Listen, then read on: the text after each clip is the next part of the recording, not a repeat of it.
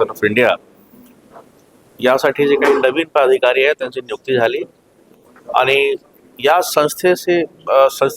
जे काही लोक जुळलेले आहेत आणि ज्या लोकांनी खूप चांगले काम केलं यांचं सुद्धा आज या ठिकाणी फेलिसिटेशन करण्यात आलं. मी आपल्याला एवढं सांगतो की BAI is one of the most prestigious organisation in the country आणि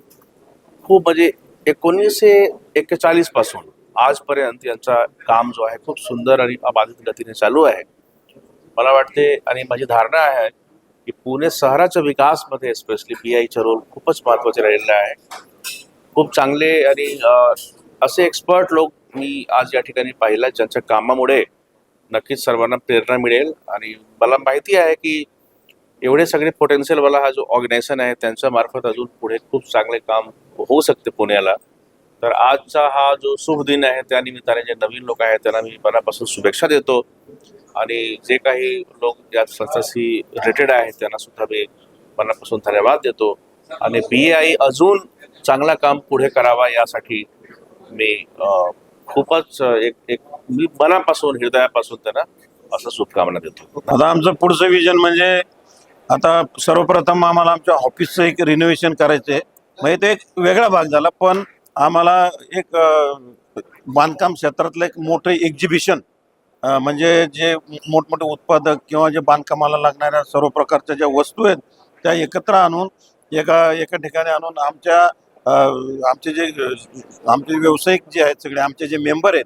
त्यांना प्रॉडक्टची माहिती होईल आणि या क्षेत्रामध्ये एक मोठं असं एक्झिबिशन आयोजित करण्याचा आमचा मानस आहे. तसंच संपूर्ण भारताची MCGC म्हणून आमची एक मीटिंग असते म्हणजे संपूर्ण भारताचे जेवढे आमचे मेंबर आहेत त्या सगळ्या मेंबरला एकत्र आणून एका ठिकाणी आणून आपल्या बांधकाम क्षेत्राचे जे प्रॉब्लेम आहेत त्या प्रॉब्लेमवर चर्चा करून त्याच्याविषयी सोल्युशन काढण्यासाठी या मीटिंग फार फायदेशीर ठरत येतात. अशी राष्ट्रीय स्तरावरची मीटिंग ते आम्ही आमच्या पुण्यामध्ये आयोजित करण्याचा आमचा मानस आहे. आणि तसंच साईट व्हिजिट असतील की वेगवेगळ्या साईट वेगवेगळे प्रकल्प आज भारतामध्ये चालू आहेत तर त्या सगळ्या साईटला व्हिजिट करून आमच्या सदस्यांच्या ज्ञानामध्ये भर कशी पडेल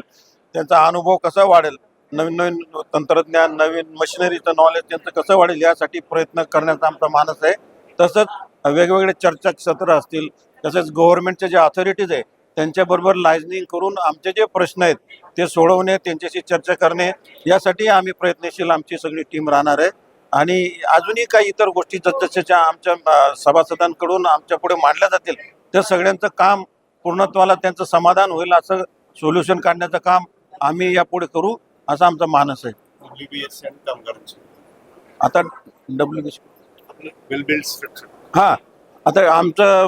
दरवर्षी जे आमचे प्रोग्राम असतात ते आम्ही करणारच आहे पण त्याच्या व्यतिरिक्त जे आम्ही करणार आहे त्याची मी आता तुम्हाला माहिती दिली. पण दरवर्षी आम्ही वेल बिल्ड स्ट्रक्चर कॉम्पिटिशन असेल कामगारांच्या मुलांना एकत्र आणून त्यांना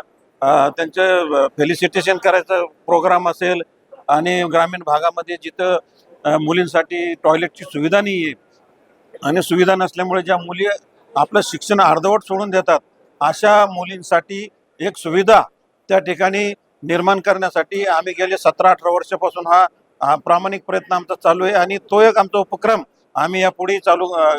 ठेवणार आहोत. किंवा त्याच्यामध्ये वाढ कशी होईल आम्हाला इतर देणगीदार किंवा जे स्पॉन्सर असतील त्यांच्यात आणून आम्ही आज 1-2 ठिकाणी करतो तर आम्ही दरवर्षी 3-4 ठिकाणी आम्हाला कसं वाढ करता येईल आणि मुलींना सुविधा उपलब्ध करून देता येईल यासाठी आम्ही प्रयत्नशील राहू.